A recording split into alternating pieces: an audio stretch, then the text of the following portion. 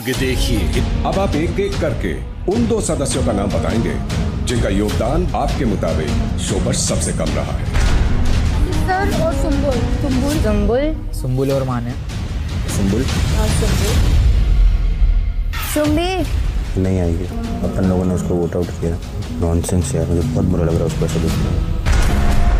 किसी तो तुमने सुना ना उसकी भाषा में क्या हुआ? अंडरस्टैंड, दोस्ती है, सब कुछ है, बट तुम अपने आप को उस चीज़ के लिए ब्लेम नहीं कर सकते हो। फर्क नहीं पड़ता यार, तुम्हें जेन्युइनली नहीं पड़ता। Then Shaleen, no you can't force it. मेरे लिए वर्स्ट डे होगा अगर तुम निकल गई तो।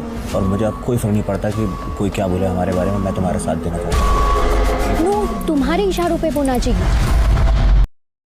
सर और सुम्बुल और मान्या। फर्क नहीं पड़ता यार, तुम्हें जेन्युइनली नहीं पड़ता। Then Shaleen, no you can't force it. मेरे लिए वर्स्ट डे होगा अगर तुम निकल गई तो।